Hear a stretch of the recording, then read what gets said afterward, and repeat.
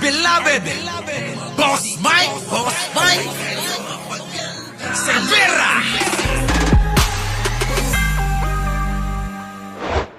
Malalim ang kaugnayan ni dating House Speaker Ala ka. Martin Romualdez sa nakabili ng Forbes property na konektado umano sa kanya. Nako, konektado pala.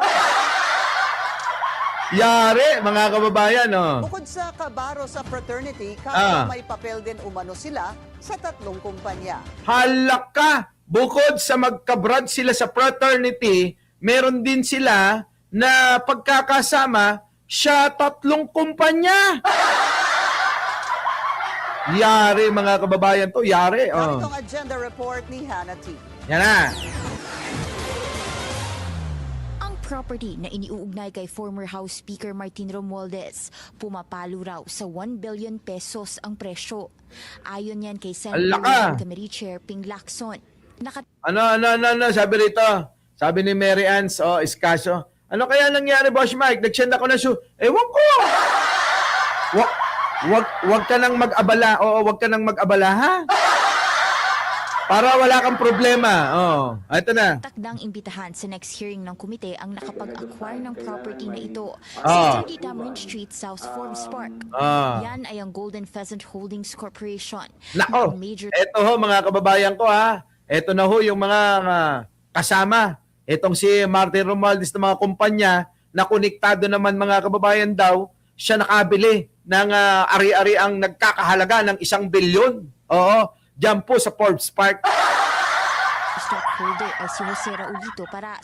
Dati na rin siyang may mataas na posisyon sa tatlong kumpanyang iniuugnay kay Romualdez. At sila ay fraternity brothers. Nako, yan na. Gustong pagpaliwanagin ni Lacson si Paras sa kung paano nito na-acquire ang nasabing property sa kabila ng presyo nito. Nako, kita nyo? Paras, paliwanag mo yan. Mga kababayan ko, dito na magkakaalamanan. Oo, Mary Ann, okay lang yan. Better luck next time.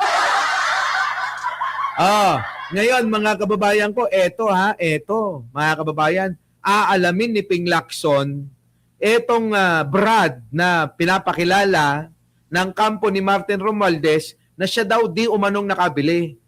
Ang tanong, paano mo nabili ang property na yan kung wala ka namang kapasidad? Nakakapagduda nga naman. Tama? Isipin nyo. Tama? Nakakapagduda. Tuloy. Alam nyo, mga kababayan, sa sobrang dami ng pera, problema. Kapag walang pera, problema. Kaya pwede na yung sapat-sapat lang. Di ba? Yung sapat-sapat lang na pera natin, okay na. Di ba? Ganun yon, mga kababayan, tuloy. Posibleng imbitahan din si Romualdez. Pero hindi pwedeng puwersahin ang congressman sa pagdalo dahil sa... Patay tayo rito. Ito na nga yung sinasabi ko Ayaw dumalo Tanong ko lang nga, Jojo Chavez, bakit ba natatakot si Martin? Sipin nyo nga, Jay, nandiyan ka pa ba? Jay, ang tanong ko, ayan iniimbita na naman si Martin. Pero hindi naman dumadalo, Anong meron? Bakit ang isang Martin Romualdez na sinasabi niyang siya'y malinis, na sinasabi niya na wala siyang kasalanan, na sinasabi niya na wala kahit ano paman na ninakaw sa bayan, bakit parang problemado at payat na payat at takot na takot dumalo sa hearing? Hindi ba kayo nagdududa? Diba? Oo nga, hearsay na kung hearsay, Jay. Pero ang tanong ko, hindi naman yun. Bakit natatakot pumunta dumalo sa hearing? At bakit sa itsura ni Martin, problemado, para bang sabay silang nag-diet ni Saldeco?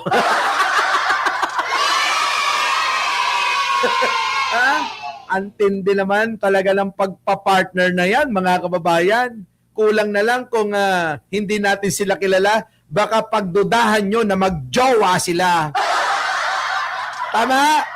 Biruin nyo naman, mga kababayan ko, sabay silang naging bundat kasama ang pagmumuka.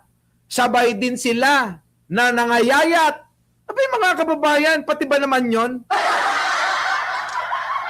Sobra naman yon, di ba? Sabi ko sa inyo, kung hindi natin sila kilala, baka pagkamalan nating magjowa. Nakuha nyo mga kababayan ko? Hindi ba kayo nagtataka? Sa pangangayayat nila, sabay na sabay sila? Sabay na sabay sila! Sabi ni Sab dito, duda ako sir, parang magnanakaw nga ata talaga si Martin. Isipin nyo kasing maigi. Hindi ko sinasabi, sige, hearsay na kung hearsay. Ang tanong ko, anong pinoproblema mo? Nasa iyo ng lahat, kayamanan, karangyaan, kapangyarihan. Anong pinoproblema ni Martin? Bakit nangangayayat? At ngayon, ang tanong, bakit hindi ka dumadalo o magpresenta ka man lang dumalo sa Blue Ribbon Committee? Di ba? Tama, mali? Tanong nyo kay Nyulo. Ito na. Pakinggan natin. At sila ay fraternity brothers. Gustong pagpaliwanagin ni Lacson si Paras sa kung paano nito na-acquire ang nasabing property sa kabila ng presyo nito. Nako. Posibleng imbitahan din si Romualdez. Ayan na. Pero hindi pwedeng puwersahin ang congressman sa pagdalo. Bakit may pero-pero pa? Di ba kayo nagtataka? Bakit may pero-pero? Eto mga kababayan, baka sabihin nyo, hindi iniimbitahan. Antayin natin na dumalo si Martin. Talagang tatapusin ko ang hearing. Di ba? Kung walang tinatako, bakit ayaw dumalo sa Blue Ribbon? Ayun na nga. Sabihin mo pa, Bambina, kung talagang wala kang kasalanan, bakit ka na problema? Nangangayayat ka. Bakit? Para sabay na sabay kayo ni Saldi ko na nangayayat na dalawa. Sabay kayong naging butsyog, pati yung mga mukha nyo, lobong-lobo na. Tapos nabulgar ang pagnanakaw dyan sa flood control scam. Bigla kayong sabay nangangayayat na dalawa.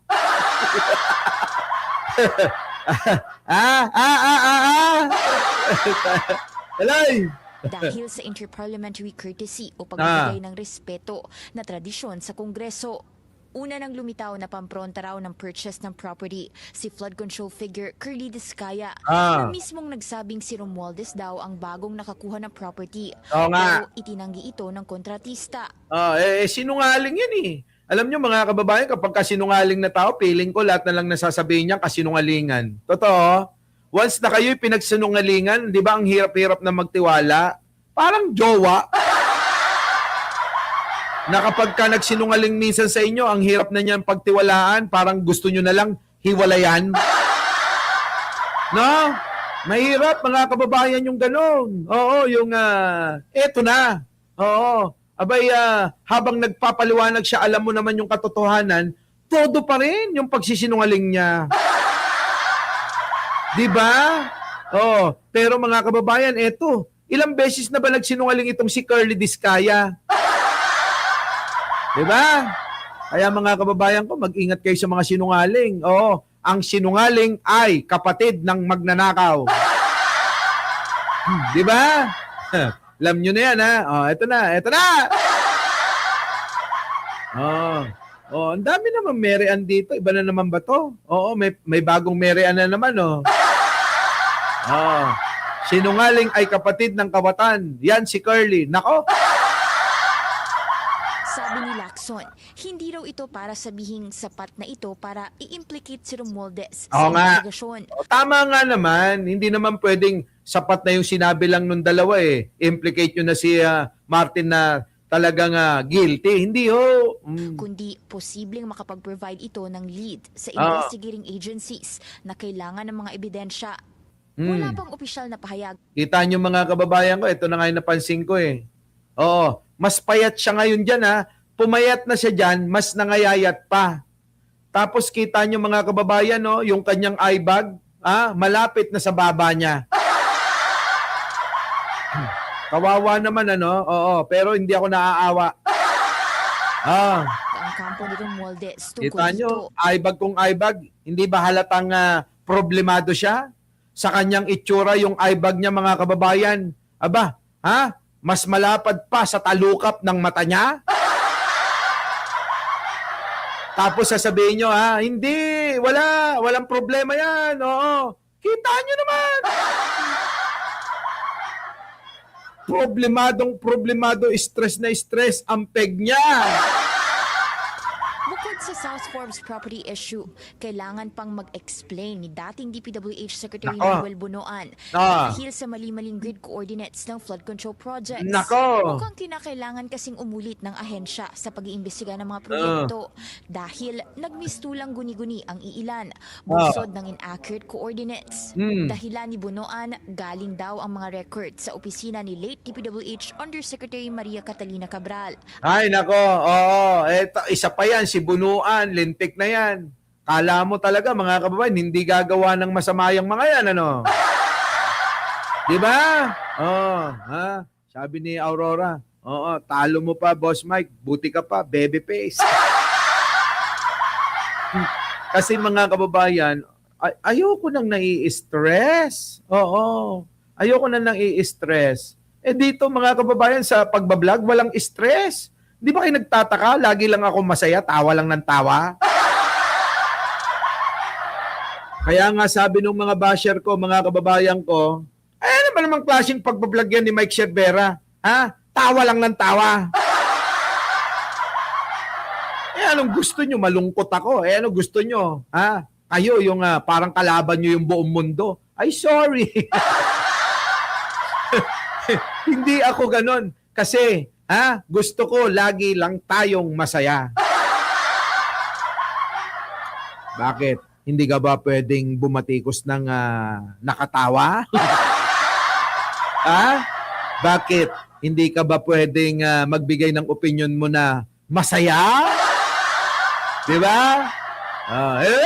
Gagano ka, galit na galit kang galon.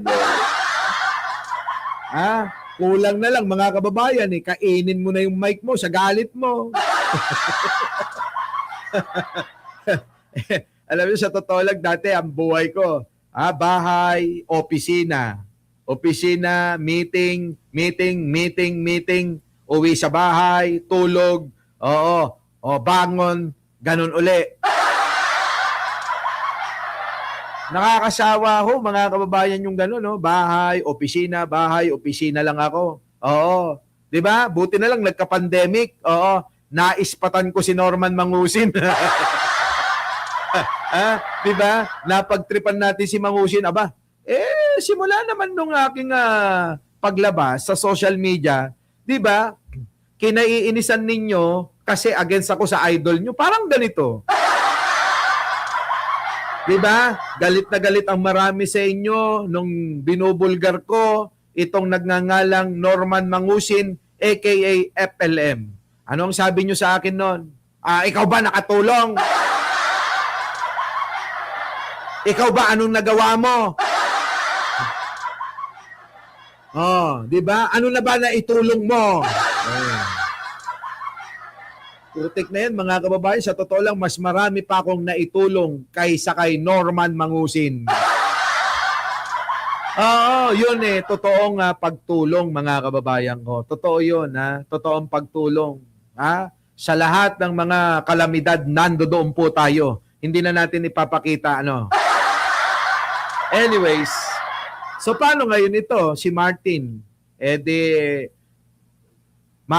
Idol ni Jayjay. Idol Idol ni Jayjay, ni Jojo Chavez. Dalo na kayo, sir. Oo, dalo na kayo. Sige na. Oo, Dalo na kayo sa Blue Ribbon Committee. Kasi yung mga tao iniisip nila baka mamaya may kasalanan kayo eh. 'Di ba? Huwag na kayong mahiya. Oo, sa pangangayayat ninyo. Normal lang ho sa stress 'yan. Normal lang po siya problemado yung nangangayayat. 'Di ba? Tama mali. Oo. Tanggap po namin 'yan. Oo, nauunawaan namin kayo diyan. Pero ang hindi namin maunawaan, ito hong mga nag-aakusa sa inyo na baka mamaya isipin ng maraming Pilipino na baka totoo. Di ba? Oh, nandiyan na si Eliza, late ka na. Nako! Oh, thank you naman. Oh, di ba mga kababayan ko? Yan yo! Oh, so ngayon, kayo, mabigat po kasi yung dalahin, konsensya po, alaka. Serious na ospital. Naku, Stephanie, wag kang flooding. Sabing ganun. Meron bang Stephanie dyan? Oh, oh, di ba? Oh, yeah, Boss Mike na. So anyways, mga kababayan ko, magpapaalam na tayo sapagkat meron pa tayong vlog. Abangan nyo po, sa Bengador tayo. Hindi na po natin pwedeng pagsabayin yung mga vlog natin. Nagagalit na si Lolo Whitey. Sabi, ayaw mong magpagod, ano? So, abangan nyo po ako mamaya, sa Bengador, At tatalakay tayo ng isang malupitang atake. Yan na, promise ko. Hindi natin aatakihin. Si Martin doon. Okay, sumuli, ako po ang inyong lingkod, mga kababayan ko. Okay, teka muna. Martin, may muna magpapakita sa'yo, Martin, Dalo ka na. Dali, Wait, Ng kahandaang Nako, Martin, makakadagdag stress mo to. Ninong. Martin, tingnan nyo to, Saldi ko, susuko na raw. Nako! Madadagdagan na naman ng stress, madadagdagan na naman ng problema yung idol nyo. nagpahayag na raw ng kahandaang sumuko si former Congressman Zaldico sa pamahalaan. Nako, patay na! Kakabahan lalo ang mga kababayan natin yan. Buti pa si Jayjay. Nakaka-adapt na ng ating pananaw. Di ba? So, paano mga kababayan ko? Ingat po kayong lahat. Ako po ang inyong lingkod. Opo, wala nang iba. Mike Cervera po, lagi nagsasabing, mahalin po natin ang ating kapwa, ipagdasal po natin lagi ang ating bansa. Maraming salamat po. Our beloved Boss Mike Cervera.